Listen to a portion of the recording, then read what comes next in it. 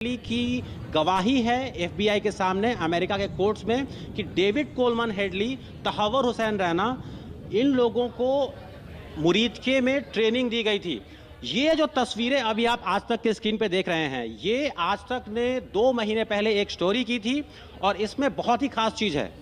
ये जो इलाका आप देख रहे हैं, ये इलाका है जामिया सुभान अल्लाह, जैश ए मोहम्मद का हेडक्वार्टर। इसकी हमें कैसे पता है जैश ए मोहम्मद का हेडक्वार्टर है? क्योंकि जब ये बनना शुरू हुआ तो अल रहमत ट्रस्ट के हवाले से, जो कि जैश ए मोहम्मद का ही एक विंग है, परवेज़ मुशर्रफ ने उसे बैन किया था, क्योंकि परवेज़ मुशर्रफ के हिसाब से वो आतंकवादी संगठन था।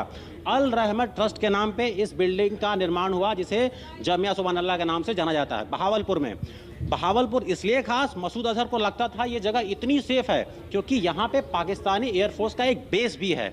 इस जगह को टारगेट किया गया है। ये तस्वीर इसलिए खास है, हमने दूसरी पिक्चर्स में, अभी हम थोड़ी देर में दिखाएंगे उन पिक्चर्स को, ये हमने साबित किया था सैटेलाइट पिक्चर्स का इस्तेमाल करते हुए कि कैसे जब से पाकिस्तान को FATF की ग्रे लिस्ट से हटाया गया है, उन 2 सालों में इस पूरे कंपाउंड का नक्शा बदल गया है। ये पूरा कंपाउंड बढ़ता गया है और ये जो इलाका है, ये तो मस्जिद का इलाका है।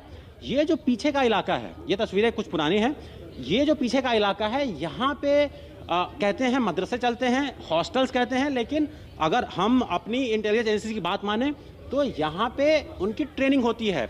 अफगानिस्तान बॉर्डर से, खैबर पख्तूनख्वा से, अलग अलग सिंध से, अलग अलग इलाकों से लाके यहाँ पे भाषण होते हैं।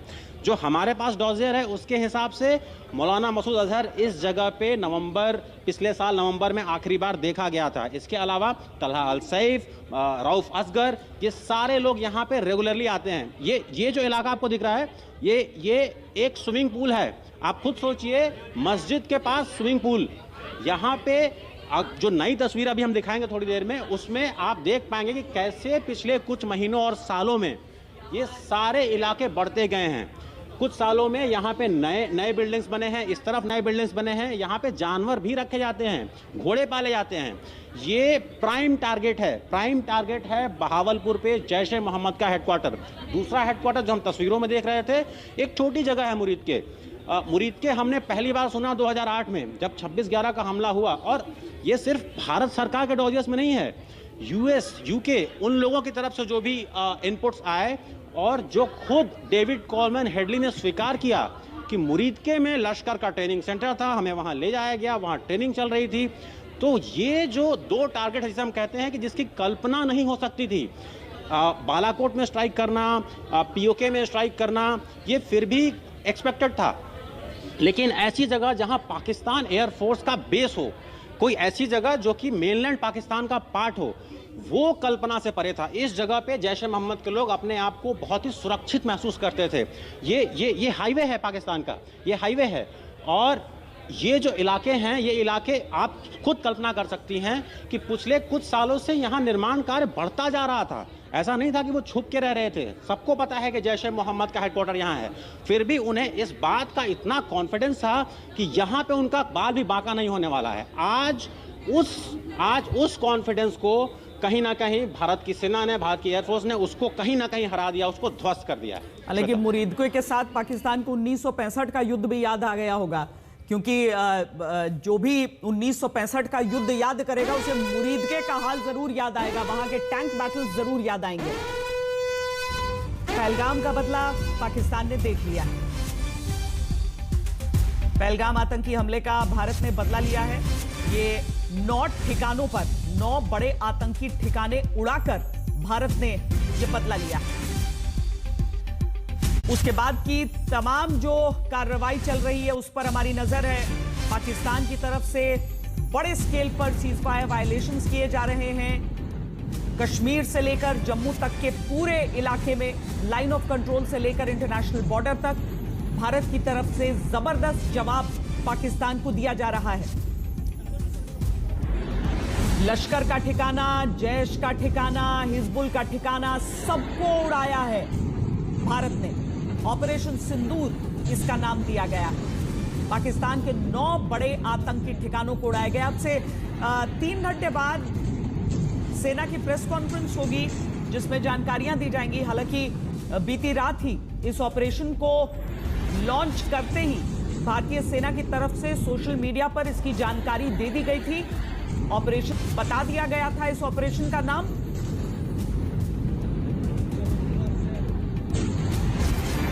और यह बता दिया गया था कि पहलगाम आतंकी हमले का जो बदला है वो पूरा हो गया है पाकिस्तान की तरफ से। उसके बाद से ही रोना धोना जारी है। पाकिस्तान की सेना ने 6 स्थानों पर हुए आतंकी अड्डे हैं ये तो नहीं बताया है, लेकिन उसने स्वीकारा है। अब ये मॉक ड्रिल की भी तस्वीरें हम आपको दिखा रहे हैं। जंग के सायरन के साथ मॉक ड्रिल्स जो हो रहे हैं, अगर कोई घायल हो गया उस स्थिति में क्या होगा, अगर कोई एयर रेड होने वाला है उस स्थिति में कैसे लोगों को सुरक्षित जगहों पर भेजा जाएगा।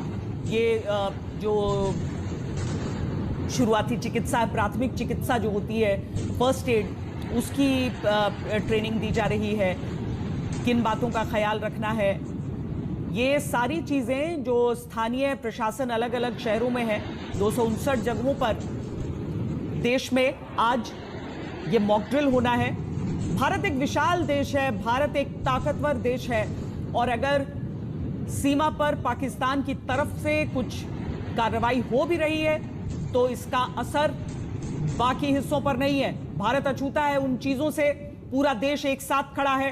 पूरा देश इस समय उस अनिश्चितता की तैयारी में भी जुटा है कि अगर पाकिस्तान की तरफ से कुछ आगे हुआ तो क्या करना है। ब्लैकआउट का भी अभ्यास चल रहा है। रात के समय में लाइट्स आउट की तैयारी चल रही है। लोगों को यह बताया जाना है कि किस तरीके से वो लाइट्स आउट होगा। आप इस समय तस्वीरों में जो हमारे राहत कर्मी हैं उनको भी देख सकते हैं, उनकी भी ट्रेनिंग है। आमतौर पर आपदा में कोई प्राकृतिक आपदा अगर होती है उस स्थिति के लिए ये तैयारी करते हैं, लेकिन अभी एक युद्ध की स्थिति की तैयारी कैसे होती है उसके बारे में भी सबको ट्रेनिंग दी जा रही है।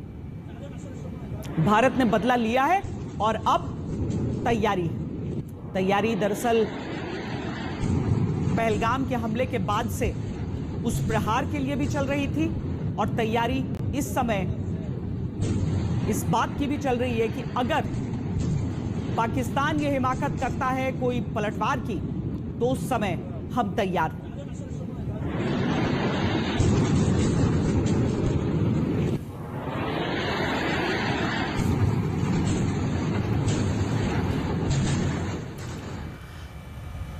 तो लगातार आज तक पर हम ये सबसे बड़ी खबर दिखा रहे हैं ऑपरेशन सिंदूर की, जिसे सुनते ही सारे देश से पूछने का दिल करता है कि हाउस द जोश, और पूरे देश से यही आवाज एक आती है, हाय। क्योंकि भारतीय सेनाओं ने बदला लिया है पहलगाम का। पहलगाम में आतंकवाद का जो एक नंगा नाच सबने देखा था, उसका विभत्स चेहरा जो सबने देखा था, उसका पलटवार, उसका जवाब भारत की तरफ से दिया गया। हमारे साथ जनरल मेस्टिन भी स्टूडियो में इस समय जुड़ चुके हैं और एक मुस्कुराहट के साथ आप आए थे। कल तक हमें नहीं पता था क्या भारत करेगा, कल तक हमें नहीं पता था कब भारत करेगा, लेकिन जब यह एक्शन हुआ है, पाकिस्तान तक भेद कर वो मिसाइलें दागी गई हैं सर, तो दिल कितना क्या कह रहा है? श्वेता, जैसे मैंने सवेरे भी बोला था, भारत के लिए आज सबसे बड़ा खुशखबरी का दिन है। ये एक हिस्टोरिकल डे है और आज हमने टारगेट किया है, ये पहलगाम का बदला लिया है, पार्लियामेंट अटैक का बदला लिया है, पुलवामा का किया है, उरी का किया है, सारे जितने टेररिस्ट अटैक्स हुए हमारी धरती पे उस सब का कंबाइंड बदला है। इंटीग्रेटेड सर्विसेज हेडक्वार्टर ने बहुत बढ़िया, तीनों सर्विसेज ने हमला किया है। और हमला किया किस पे है श्वेता? ये हमला सिर्फ टेररिस्ट कैंप्स पे किया है, टेररिस्ट इंफ्रास्ट्रक्चर पे किया है, अभी पाकिस्तान सेना पे नहीं किया है। और अगर पाकिस्तान सेना कुछ भी रिटेलिएट करने की सोचता है, उसके पास तो पहली बात कोई टारगेट से नहीं है, हमारे पास तो कोई टेररिस्ट कैंप्स तो है नहीं। अगर कुछ चेष्टा करता है भारत के ऊपर हमला करने की, तो श्वेता फिर तो पाकिस्तान आर्मी का जो भूत हम बनाएंगे वो पूरे देश को पता है, पाकिस्तान फौज को पता है। और अभी तो वहाँ पर बलूचिस्तान में और पश्तून, ये खैबर पख्तूनवा के इलाके, वहाँ जो लोगों के अंदर खुशी की लहर दौड़ेगी, बल्कि कुछ वीडियोस घूम रहे हैं, वहाँ तो ये भी चल रहा था पाकिस्तान में कि लोग बोल रहे थे यार ये मुनीर के घर को क्यों नहीं टारगेट किया। तो इस प्रकार आज का जो दिन है वो इम्पोर्टेंट है। दो चीज़ों के लिए, एक तो वहाँ पाकिस्तान में लोगों का रिएक्शन, खासकर बलूचिस्तान, खैबर पख्तूनख्वा में और जो पूरे पाकिस्तान के अंदर, और ये भावलपुर के पास जो ये कैंप था जैशे का, उसके ऊपर आपको पता है कि वहीं एक उनका एयरबेस है। यही एयरबेस पे आज से 2 साल पहले जब इमरान खान के प्रोटेस्ट चल रहे थे, आपको पता है कि वहाँ पर भी जाके वहीं के लोगों ने इस एयरबेस पे अटैक किया था, मिलिट्री बेसिस पे अटैक किया था और साथ में कोर कमांडर के घर जलाए थे। तो कहने का मतलब है आज भारत के लिए ये विन विन सिचुएशन है। भारत ने हमला कर दिया है और अगर पाकिस्तान सेना ने सोचा कुछ भी काउंटर स्ट्राइक करने की तो फिर ये ओपन डिक्लेयर्ड वॉर होगा और फिर इंडियन आर्मी के लिए, इंडियन डिफेंस सर्विस के लिए नो होल्ड्स नो बार, फिर तो हम इनको तबाह करके छोड़ेंगे। क्योंकि अभी पूरे, जैसे आपने श्वेता बोला, पूरे देश का मोराल बहुत ही ऊंचा है। मेरे जो रिटायर्ड जवान हैं, कल मेरे को रात को उन्होंने मैसेज किया, साहब हम तैयार हैं, हमारी ज़रूरत पड़ी तो आप बुलाना। आप सोच सकते हैं कितना जोश है। और आज तो जैसे ही सवेरे होता रहेगा, लोग उठते रहेंगे, आप देखिएगा पूरे कंट्री में एक खुशी का माहौल होगा। श्वेता, जोश तो ऐसा सर कि देखिए पूरी रात से हम सब, हमारे तमाम संवाददाता, हम आप सब जागे हुए हैं और लगातार पूरे हिंदुस्तान को ये खबर दे रहे हैं, ये खुशखबरी दे रहे हैं कि भारत की सेनाओं ने ऑपरेशन सिंदूर को अंजाम दिया है और पहलगाम का बदला लिया है। और ये भी देखिए ना कि उरी हमला 11 दिन बाद सर्जिकल स्ट्राइक किया, पुलवामा हमला 12 दिन बाद एयर स्ट्राइक और पहलगाम हमला 13 दिन बाद मिसाइल स्ट्राइक। पाकिस्तान कोई गुंजाइश न छोड़े, एक बार को ये ना सोचे कि वो किसी भी तरीके से आगे कुछ सोच सकता है, उसका हश्र हर बार दिख रहा है। सीधे आपको लिए चलते हैं, सुनील जी भट्ट हमारे साथ हैं, अखनूर से जुड़ रहे हैं। अखनूर में आज ही नहीं, इससे पहले भी हमने देखा कि किस तरीके से वहां पर आर्टिलरी शेलिंग की गई। सुनील, इस समय क्या स्थिति है? श्वेता, मैं आपको बता दूं, इस समय हम मौजूद हैं नियंत्रण रेखा के पास जम्मू के अखनूर सेक्टर में। और जैसे ही यहां लोगों को पता चला कि भारत ने पाकिस्तान के खिलाफ एक बड़ी कार्रवाई की है, पाकिस्तान में जो आतंकी ठिकाने हैं उनको ध्वस्त किया है, लोग खुशी से झूम उठे, लोग घरों से बाहर निकले। और यहां पर जो हमारे सैनिक तैनात हैं भारतीय सेना के, उनका मनोबल बढ़ाने के लिए यहां पर लोग भारी संख्या में पहुंचे और यहां पर भारत माता की जय का जय घोष हुआ लोगों के द्वारा। और यहां पर रात को काफी एक्टिविटी हुई। श्वेता, अगर मैं दिखाऊं, मेरे कैमरा पर्सन तस्वीरें दिखा रहे हैं, वो जो धुआं वहां से निकल रहा है, बताया जा रहा है कि यहां पर रात को कुछ एयर एक्टिविटी हुई थी और यहां पर जो चौकस सुरक्षा बल है उन्होंने पाकिस्तान को मुंहतोड़ जवाब दिया। तो यहां पर स्थिति जो है काफी संवेदनशील बनी हुई है। अभी जो अग्निशमन के जो कर्मी हैं वो यहां पहुंचे थे, उन्होंने इस आग को भी बुझा लिया है। लेकिन यहां पर अगर हम बात करें अखनूर सेक्टर की, जो कि बिल्कुल सीमावर्ती क्षेत्र है, यहां पर भारत पाकिस्तान अंतर्राष्ट्रीय सीमा भी है और नियंत्रण रेखा भी इसी सेक्टर से शुरू हो जाती है। यहां पर स्थिति अगर हम देखें तो लोग जो हैं सुबह सुबह यहां घरों से निकले और काफी खुशी का इजहार उन्होंने किया। भारत माता की जय का जय घोष यहां पर गूंजता रहा और जो सुरक्षा बल यहां तैनात थे उनका मनोबल बढ़ाया गया, उनको बधाइयां दी गई और यहां पर लोगों ने पानी लाया, खाने पीने की सामग्री लाई और वो यहां पर सेना में बांटे गए, क्योंकि सैनिक जो है रात भर यहां पर तैनात थे। और यहां पर जो राष्ट्रभक्त जनता है जम्मू संभाग की, वो लगातार कंधे से कंधे मिलाकर सुरक्षा बलों के साथ कार्य कर रही है। और जैसा कि कहा जाता है कि जो हमारे सीमावर्ती क्षेत्रों में जो लोग रहते हैं, ये फर्स्ट लाइन ऑफ डिफेंस है देश का। और यहाँ पर हमारे जो लोग हैं, जो सीमावर्ती क्षेत्रों में, जो यहाँ पर ग्रामीण इलाकों में लोग रहते हैं, ये हमेशा सुरक्षा बलों के साथ कंधे से कंधे मिलाकर कार्य करते हैं। और इन्होंने बार बार सिद्ध किया है, चाहे 1965 की जंग हो, 1971 की जंग हो, करगिल वॉर के टाइम पर भी यहाँ पर लोगों ने सेना का काफी साथ दिया था और लगातार तत्परता के साथ वो काम करते थे सेना के साथ। और आज यहाँ पर लोगों में खुशी की लहर है। खुशी की लहर इसलिए है कि हमने पहलगाम का जो है बदला लिया है और पाकिस्तान के खिलाफ हमने अनप्रेसिडेंटेड स्ट्राइक्स की हैं। न केवल पाकिस्तान अधिकृत जम्मू कश्मीर में आतंकी ठिकानों को ध्वस्त किया गया है, बल्कि पाकिस्तान के पंजाब सूबे में जहां पर लश्कर का मुख्यालय है, जहां पर जैश का मुख्यालय है, वहां पर भी उनको ध्वस्त किया गया है, उनके मुख्यालय के जो आतंकी ठिकाने हैं। और बड़ी इच्छा शक्ति दिखाई है सरकार ने और हमारी सेना ने शौर्य दिखाया है। एक बिल्कुल वेल कोऑर्डिनेटेड ऑपरेशन चलाया गया, ऑपरेशन सिंदूर, और इससे पाकिस्तान को एक सबक सिखाया गया। मैं एक बार फिर आपको तस्वीरें दिखाऊंगा यहाँ की। श्वेता, आप देखिए जहां से धुआं निकल रहा है, यहां पर रात को कुछ एयर एक्टिविटी हुई थी, फिलहाल इस पर कोई आधिकारिक बात सामने नहीं आई है, इसलिए हम भी बचेंगे किसी चीज से कहने के लिए। लेकिन यहाँ पर आप देख सकते हैं धुआं है काफी, और यहाँ अग्निशमन के जो कर्मी हैं वो भी पहुंचे हैं, भारतीय सेना के सैनिक भी यहाँ पर मौजूद है और उस आग को बुझाया जा रहा है। और यहाँ पर अगर हम देखें स्थिति जो है संवेदनशील है नियंत्रण रेखा पर, क्योंकि कई इलाकों में जो है रात भर पाकिस्तान ने शेलिंग की है। क्योंकि जैसे ही भारत ने पाकिस्तान के खिलाफ ये बड़ी कार्रवाई की, बौखलाहट में पाकिस्तान ने आम नागरिकों को निशाना बनाया जो कि नियंत्रण रेखा के पास रहते हैं, पुंछ इलाके में, पुंछ जिले में, राजौरी जिले में, और इसका मुंहतोड़ जवाब भारतीय सेना ने दिया है। और वहां पर आर्टिलरी फायर हुआ है, शेलिंग हुई है काफी ज्यादा नियंत्रण रेखा पर, जो पुंछ जिला है, राजौरी जिला है। और अब हमें बात सामने आ रही है कि अंतर्राष्ट्रीय सीमा यानी कि भारत पाकिस्तान अंतर्राष्ट्रीय सीमा पर भी सीज फायर का उल्लंघन रात को हुआ है और पाकिस्तान ने यहां पर शेलिंग की है और फायरिंग की है। श्वेता, ये तस्वीरें हम दिखा रहे हैं जो धुआं हो गई हैं, आतंक की जो ठिकाने हैं उनकी तस्वीर दिखा रहे हैं। इसके बाद सबूत की कोई गुंजाइश का सवाल ही नहीं उठता है। यहाँ पर देखिए जो जैश के ठिकाने हैं उस पर जो अटैक हुआ है वो पूरा इलाका जो है वो बिल्कुल धुएं से भर गया। पाकिस्तान में ये सारे वीडियोस जो हैं वो चल रहे हैं, ये सारे वीडियोस वहाँ की आम जनता ने ही रिकॉर्ड किए हैं क्योंकि उनकी आंखों के सामने वो हमले हुए। और उस समय जो उनका रिएक्शन है वो भी आप सुनेंगे तो आप समझ पाएंगे कि अचानक किस तरीके से हैरान हो गए कि ये क्या चल रहा है, ये क्या हो गया है। अब यहाँ पर ये मस्जिद के हिस्से में आप देखिए, इस एंगल से जब उनके अपने सीसीटीवी फुटेज से आप देखते हैं तो उसमें आप देखते हैं कि अचानक रोशनी सी कौंध जाती है और उसके बाद का ये मंजर जो सामने दिख रहा है। भारत में अब हम प्रतीक्षा कर रहे हैं कि कुछ देर बाद लगभग 2.5 से 3 घंटे के भीतर अब इसके जो सारे डिटेल्स हैं इस ऑपरेशन के वो हमारे सामने होंगे।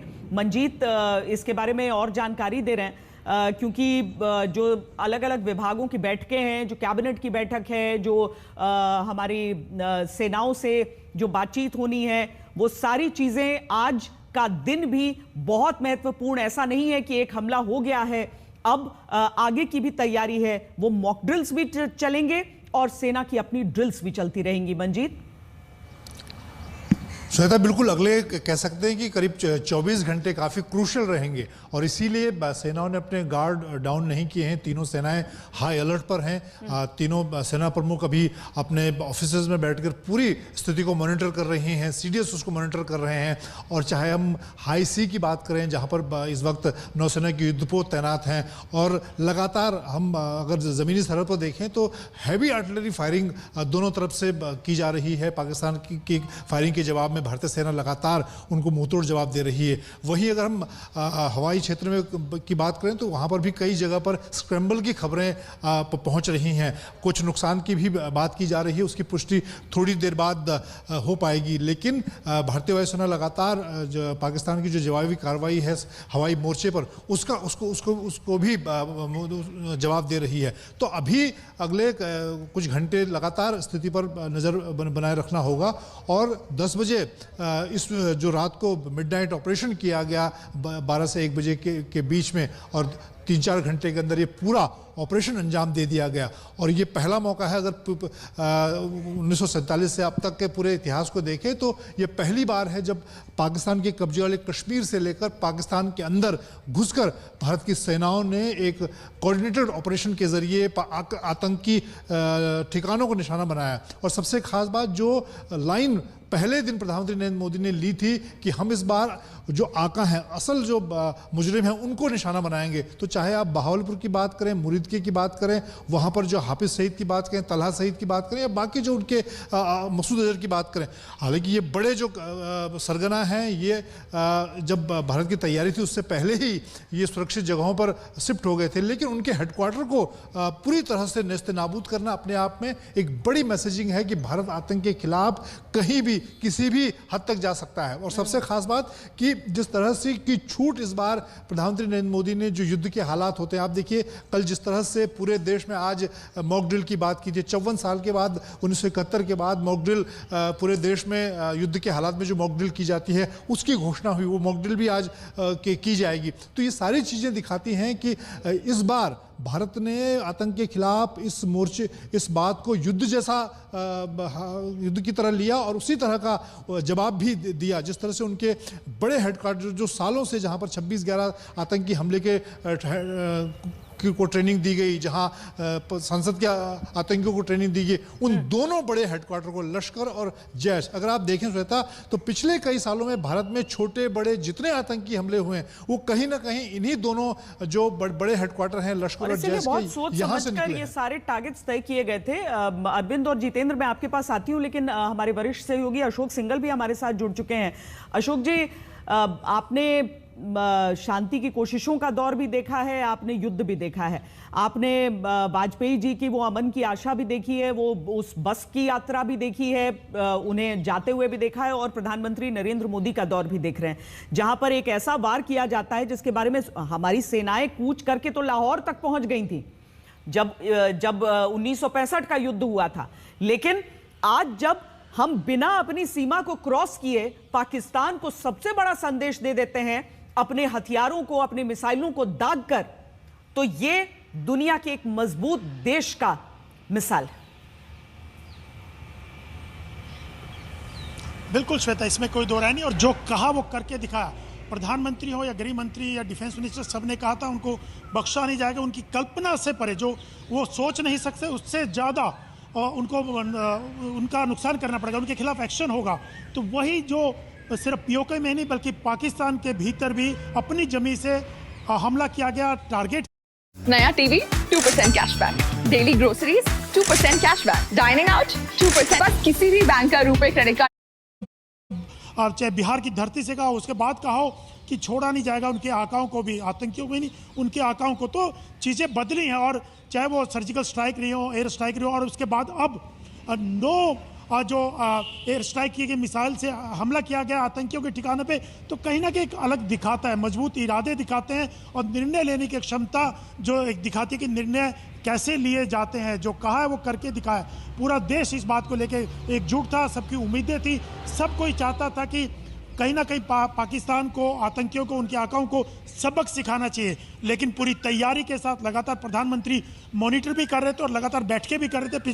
पहलगाम हमले के बाद से प्रधानमंत्री ने पूरी रणनीति बनाई, सेनाओं के तीनों अध्यक्षों के साथ, राजनाथ सिंह के साथ, NSA के साथ, और कल रात जिस ढंग से ये अंजाम दिया गया है, एक पूरी दुनिया को एक मैसेज दिया गया कि भारत जो कहता है, ये जो सरकार कहती है वो करके दिखाती है, और करके दिखाया। जो देश की उम्मीदें थी उसके ऊपर खरा। बड़ी खबर इस समय लेते हैं, जहां पर ये हमला हुआ है, भारत ने जहां पर ये हमला किया है, वहां पर हर वक्त आतंकियों की मौजूदगी रहती थी। पहलगाम आतंकी हमले के बदले के तौर पर भारत ने जहां पर आक्रमण किया है, वो जो हमारी पिन पॉइंटेड, हमारे प्रिसीजन स्ट्राइक्स हैं, उस जगह पर हर वक्त 50 से 100 आतंकी होते थे अरविंद। अब बस देखना है, गिनना है और समझना है कि कौन इसमें ढेर हुआ है। देखिए बिल्कुल श्वेता, लेकिन ये आज तक के जरिए देश को ये मालूम होना चाहिए, और ये जानकारी हमें जो एजेंसियों के जरिए मिली है, जो पुष्ट जानकारी मिली है, कि ये जो अटैक हुआ है ये सिर्फ पहलगाम का हमले का अटैक नहीं है। 26/11 हमले का बदला लिया है भारत ने। उसके अलावा पुलवामा, आपको याद होगा, पुलवामा में जो हमला हुआ था, जहां पर ट्रेनिंग उन आतंकियों की हुई थी और जहां से ये पूरी प्लानिंग ली गई थी, उस पर भी हमला हुआ है। तो 26/11 पहलगाम हमला, पुलवामा में जो हमला हुआ था, संसद भवन में जो हमला हुआ था, ये तमाम साजिशें जहां पर रची गई थी उनको उड़ाया गया है। और पीओके में जैश का जो ठिकाना है जिसे उड़ाया गया है, वहां हर वक्त 50 से 100 जो टॉप मोस्ट जैश के आतंकवादी होते थे वो रहते थे। संख्या तो और ज्यादा है, लेकिन 50-100 वो हैं जो जैश ए मोहम्मद को पीओके में लीड करते थे। और इस सेंटर पर पाकिस्तान आर्मी की जो SSG की ग्रुप है वो आतंकियों को ट्रेनिंग देती थी, और यहां पर फिदाइन हमलावर भी होते थे। यही ये जो मुजफ्फराबाद में जैश के जिस ठिकाने को उड़ाया गया है, वहां से हर वक्त खासतौर से जम्मू कश्मीर में जो सिक्योरिटी फोर्सेज है उन पर हमले की प्लानिंग की जाती थी, उसको उड़ाया गया है। उसके अलावा जो सबसे बड़ा जो कल्पना के परे था दशकों से भारत के लिए, हमेशा जब भी भारत में आतंकवादी हमला होता था, 2 ठिकाने हमेशा से एजेंसियों के सामने आते थे, एक मुरीद के मरकजे तोयबा जो लश्कर का ठिकाना था, हाफिज सईद का तो ब्रेन कह लीजिए मुरीद के, जहां पर 26/11 हमले के जो आतंकवादी अजमल कसाब समेत 10 को इंटेलिजेंस की ट्रेनिंग वहां ली गई थी, अलग अलग आतंकियों को ट्रेनिंग दी गई थी, वहां इंटेलिजेंस की ट्रेनिंग ली गई थी। और आप जानकर और हैरान हो जाएंगी, उस मरकजे तोयबा को उड़ाया गया है जिसको बनाने में ओसामा बिन लादेन ने 10 मिलियन दिया था।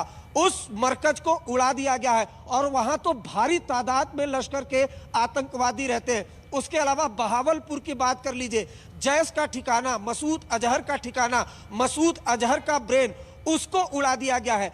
इसलिए हम कह रहे हैं कि भारत ने एक साथ भारत में बीते दशकों से जो हमले हुए थे उन सबका बदला इस हमले में लिया है।